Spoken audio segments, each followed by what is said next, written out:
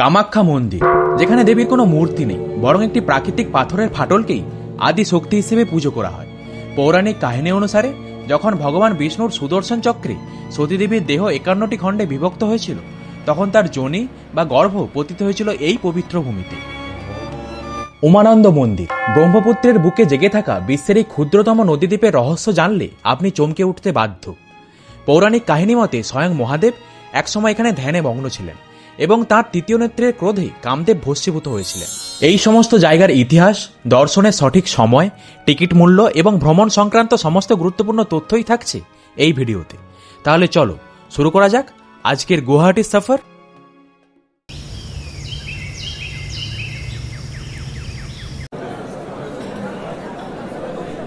সময় ভোর 6:35।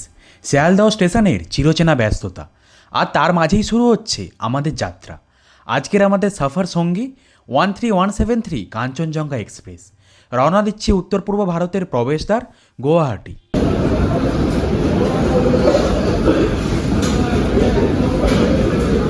শিয়ালদহ স্টেশনের সকালের এই চিরচেনা ব্যস্ততা কাটিয়ে সকাল 6:50 আমাদের ট্রেন উত্তর দিকে যাত্রা শুরু করল।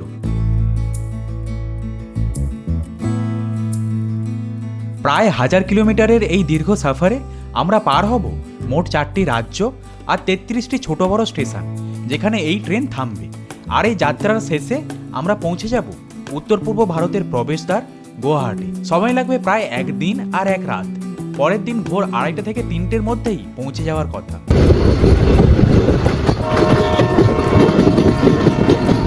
এই ট্রেনে গুয়াহাটি পর্যন্ত টিকিটের দাম পড়ে স্লিপার ক্লাসে 500 টাকা আর থার্ড এসিতে 1300 থেকে 1500 টাকার মধ্যে।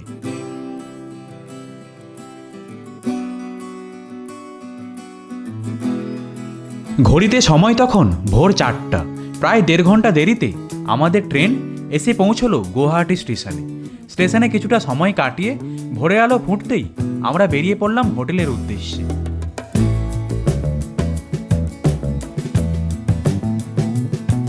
আমাদের হোটেল গুয়াহাটি মেন মার্কেটের মধ্যেই। স্টেশন থেকে দূরত্ব মাত্র 2 কিলোমিটার। এখানে আসতে গাড়ি ভাড়া পড়ে সাধারণত 200 থেকে 300 টাকা।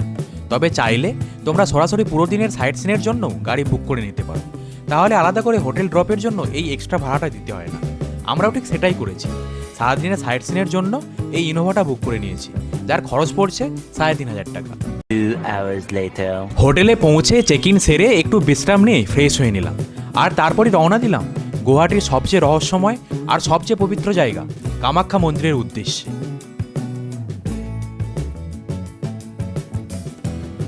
গুয়াহাটির এই মেন মার্কেট বা স্টেশনের আশেপাশেই বাজেট থেকে শুরু করে প্রিমিয়াম ক্যাটাগরির সব ধরনের হোটেলই খুব সহজেই পেয়ে যাবে। তাই আলাদা করে হোটেল দেখিয়ে ভিডিওটা আর বড় করলাম। রাস্তার দুধারে ছোট ছোট দোকান, যেগুলিতে পাওয়া যায় পুজোর সামগ্রী, মায়ের সিঁদুর, প্রসাদ আর ছোট ছোট কামাখ্যা মূর্তি। এখান থেকেই নিয়ে নিলাম পুজোর ডালি।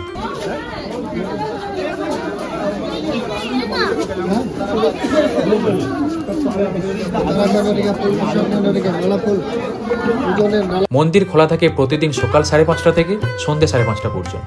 তাই যারা সকালবেলায় শান্ত পরিবেশে দর্শন করতে চান, তারা 7টা থেকে 8টার মধ্যে চলে আসতে পারে। মন্দির দর্শন সম্পূর্ণ ফ্রি। তবে যারা ভিআইপি পাসে দর্শন করতে চান, তাদের জন্য 501 টাকায় ভিআইপি পাসের ব্যবস্থা রয়েছে।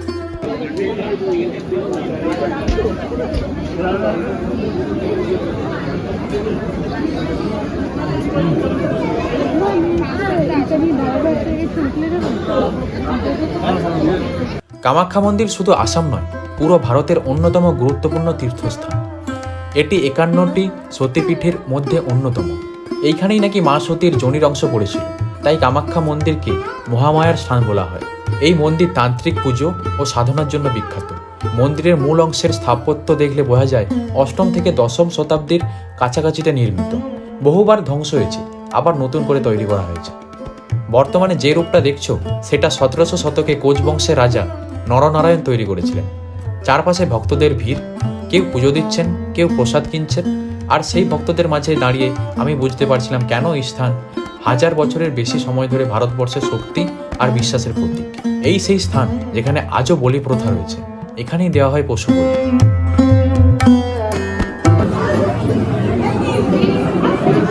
এখন আমি ঢুকবো মন্দিরের ভেতরে। গর্ভগৃহে ক্যামেরা বা মোবাইল ফোন সম্পূর্ণ নিষিদ্ধ। পূজা দিয়ে ফিরে এসে তোমাদের সাথে এক্সপিরিয়েন্স শেয়ার করছি। 3 hours later. 3 ঘন্টা লাইনে দাঁড়িয়ে মায়ের কাছে পুজো দিয়ে জাস্ট বেরিয়ে এলাম। এবার তোমাদের সাথে শেয়ার করি আমার এক্সপিরিয়েন্স।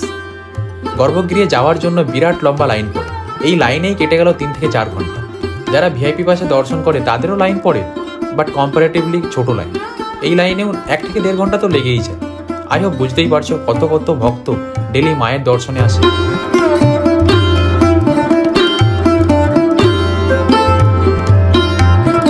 মন্দিরের মূল অংশে প্রবেশের আগে চোখে পড়বে বড় বড় শিলালিপি আর নানা দেবদেবীর ছোট ছোট মূর্তি। কিন্তু মন্দিরের গর্ভগৃহের কথা না বললে এই অভিজ্ঞতা অসম্পূর্ণ। গর্ভগৃহে ঢোকার পরেই মনে হলো একটা আলাদা জগতে পা রেখেছি। চারদিকে ধূপধুনোর গন্ধ, ঘণ্টার ধ্বনি আর ভক্তদের জয় মা কামাখ্যা ধ্বনি। ভক্তি আর শক্তির এক মিশ্র অনুভূতি জাগিয়ে তোলে মনে প্রাণ। কামাখ্যা মন্দিরের সবচেয়ে বড় বিশেষত্ব হলো এখানে কোনো দেবী মূর্তি নেই। গর্ভগৃহে আছে প্রাকৃতিকভাবে সৃষ্টি একটি যোনি আকারের পাথর, যেখান দিয়ে সবসময় জল বেরিয়ে আসে। এই যোনি প্রতীকই কামাখ্যা দেবীর রূপ। এটাই তান্ত্রিক সাধনা আর কামাখ্যা রহস্যমূলতার মূল। কামাখ্যা শুধু সাধারণ মন্দির নয়, এটি তন্ত্র সাধনার এক মহাশক্তি কেন্দ্র। এখানে তান্ত্রিক ব্রাহ্মণরা বিশেষ মন্ত্রোচ্চারণের মাধ্যমে পুজো করেন। মেনস্ট্রুয়েশনের সঙ্গে এই মন্দিরের গভীর সম্পর্ক আছে। প্রতি বছর অমাবাসী মেলার সময় বলা হয় মা কামাখ্যা বিকেমস মেনস্ট্রুয়েটিং, আর সেই সময় মন্দির বন্ধ থাকে 3 দিনের জন্য। এই সময় হাজার হাজার তান্ত্রিক এখানে সাধনা করতে আসেন। তাদের বিশ্বাস এই সময় মা কামাখ্যার শক্তি সবচেয়ে বেশি জাগ্রত হয়। সত্যি বলতে মা কামাখ্যা মন্দিরে এসে একটা অদ্ভুত শান্তি আর শক্তি অনুভব করলাম। জীবনের সব সমস্যা, দুঃখ, যন্ত্রণার মাঝেও যেন মার কাছে এসে একটা আশ্রয় পাওয়া যায়। কয়েক মুহূর্ত চুপচাপ দাঁড়িয়ে থেকে চোখ বন্ধ করে অনুভব করলাম শত শত বছরের ভক্তি, বিশ্বাস আর এই ইতিহাস যেন আজও এখানে বেঁচে আছে।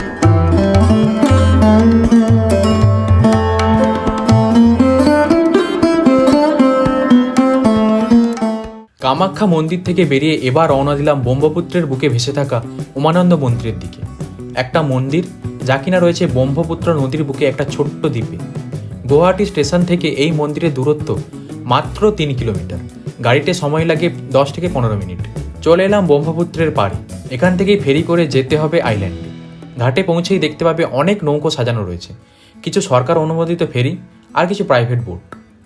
গভর্নমেন্ট ফেরির ভাড়া জনপ্রতি 40 টাকা। এই গভর্নমেন্ট ফেরি সার্ভিস চলে সকাল 8টা থেকে বিকেল 4টে পর্যন্ত। আর আছে প্রাইভেট ফেরি সার্ভিস, যার ভাড়া 120 টাকা পার পার্সন।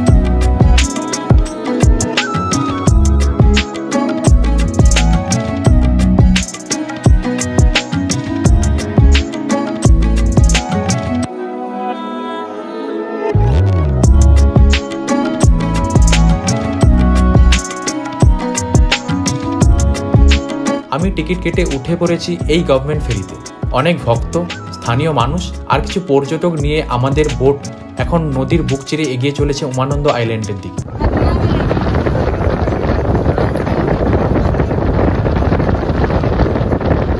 দূরে দেখা যাচ্ছে উমানন্দের সবুজ দ্বীপ, আর মাঝ নদীর হাওয়া যেন মাথার সব চিন্তা উড়িয়ে নিয়ে যাচ্ছে।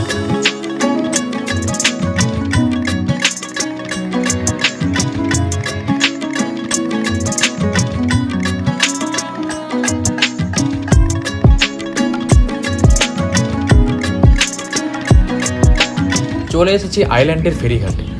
এখান থেকে ট্রেকিং করে উঠতে হবে পাহাড়ের ওপরে, যেখানে রয়েছে মেন মন্দির।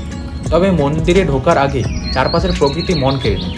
চারদিকে সবুজ গাছ, মাঝে মধ্যে পাহাড়ের গায়ে গড়ে ওঠা শিবলিঙ্গ, আর পেছনে সেই নীল ব্রহ্মপুত্র। আইল্যান্ড, নদী, পাহাড় সব মিলে প্রকৃতির এক অসাধারণ কম্বিনেশন।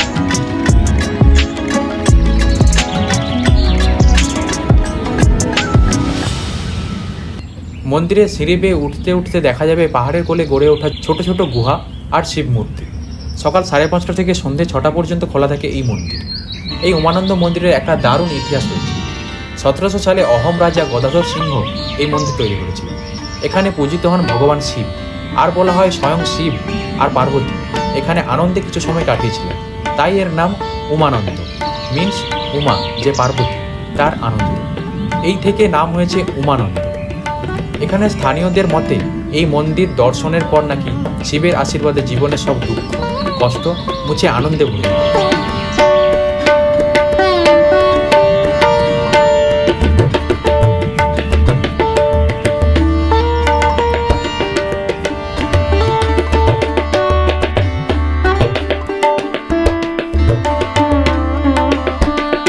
এই আইল্যান্ডে মহাশিবরাত্রি আর শিব চতুর্দশীতে বিরাট উৎসব পালন করা হয়।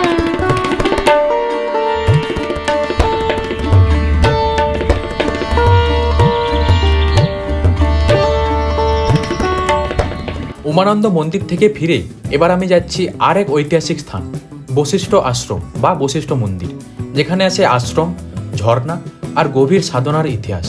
উমানন্দ ঘাট থেকে বশিষ্ঠ মন্দিরের দূরত্ব প্রায় 12 কিলোমিটার। গাড়িতে যেতে সময় লাগে 30 থেকে 40 মিনিট।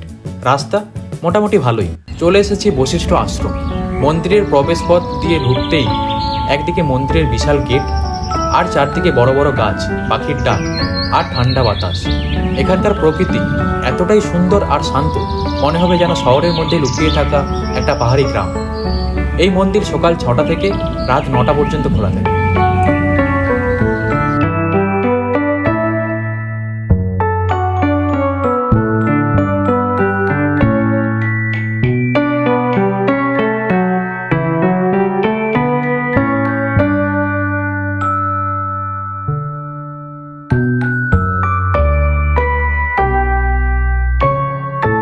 এই মন্দিরের নাম শুনেই বুঝতে পারছো, মহর্ষি বশিষ্ঠের নাম অনুসারে এই মন্দির। পুরাণ মতে মহর্ষি বশিষ্ঠ এখানে সাধনা করেছিলেন। বলা হয় তিনি এখানে একটি আশ্রম গড়ে তুলেছিলেন। সেই আশ্রমের চিহ্ন হিসেবে এখানে তৈরি হয়েছে বশিষ্ঠ মন্দির। এই মন্দিরের পাশেই রয়েছে একটা ঝর্ণা আর একটা গুহা। এই গুহার মধ্যেই মহর্ষি বশিষ্ঠ ধ্যানমগ্ন থাকতেন।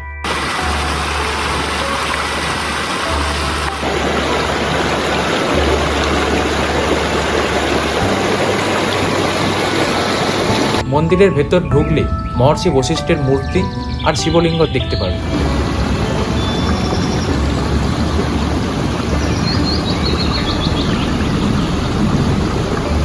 কথিত আছে মহর্ষি বশিষ্ঠ এখানে অগণিত বছর তপস্যা করেছিলেন, আর তার তপস্যার ফলে এখানে আজও নাকি আধ্যাত্মিক শক্তি অনুভব করা যায়। মন্দিরের ঠিক পেছনেই আছে সেই বশিষ্ঠ ঝর্ণা। জলের শব্দ, পাখির ডাক আর আশেপাশে সবুজ যেন এক স্বর্গীয় পরিবেশ। অনেক ভক্ত এখানে এসে ধ্যান করেন আর প্রার্থনা করেন।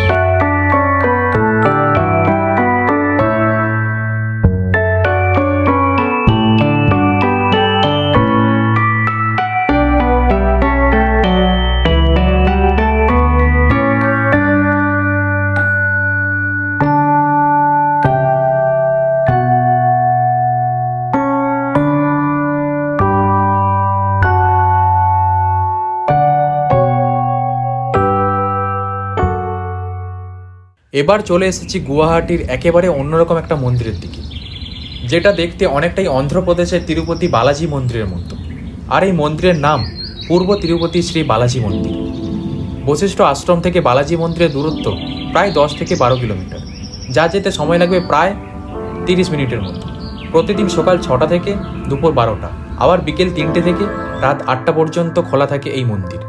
মন্দিরের গেটের সামনে দাঁড়ালে প্রথমেই একটা ভীষণ গ্র্যান্ড দক্ষিণ ভারতীয় স্থাপত্য চোখে পড়বে। বড় সাদা রঙের আর তার গায়ে অসাধারণ কারুকার্য। এক মুহূর্তের জন্য মনে হবে যেন তিরুপতি পৌঁছে গেছি। আর মন্দির প্রাঙ্গণ একেবারে পরিষ্কার, সুশৃঙ্খল আর শান্তিপূর্ণ। এই মন্দির তৈরি হয়েছে একেবারে অন্ধ্রপ্রদেশের বালাজি মন্দিরের আদলে। 2000 সালের পর নির্মাণ শুরু হয় এবং ধাপে ধাপে এই অসাধারণ স্থাপত্য আমাদের সামনে আসে।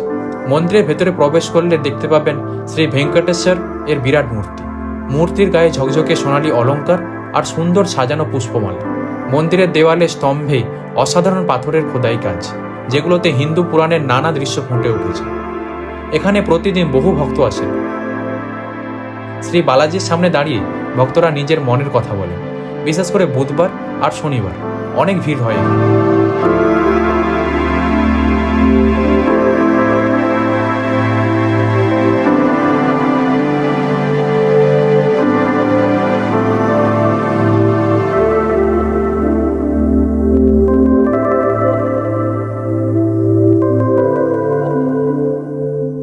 প্রায় সন্ধ্যা হয়ে এসেছে আর আজকের মতো আমার ঘোরাও কমপ্লিট।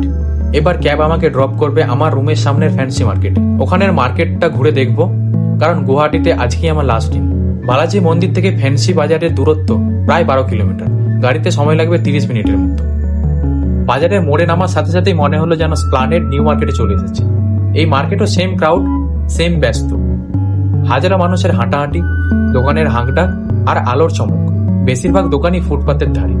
আবার বড় বড় শোরুমও আছে। জুতো, জামা কাপড়, ব্যাগ, ইলেকট্রনিক্স, লোকাল হ্যান্ডক্রাফট, এমনকি ট্র্যাডিশনাল আসাম মাস্ক সবই পাওয়া যাচ্ছে এখানে। আর আসামের ফেমাস মেখলা খুবই কম দামে পাওয়া যাচ্ছে এখানে। এই মার্কেট নর্মালি সকাল 10টা থেকে রাত 9টা পর্যন্ত খোলা থাকে, কিন্তু আমি সাজেস্ট করবো বিকেল 5টার পর আসতে, কারণ তখনই জমে ওঠে এখানকার পরিবেশ। সারাদিনের ঘোরাঘুরির পর এবার একটু টায়ার্ড লাগছে, ডিনার করে এবার রুমে চলে যাব।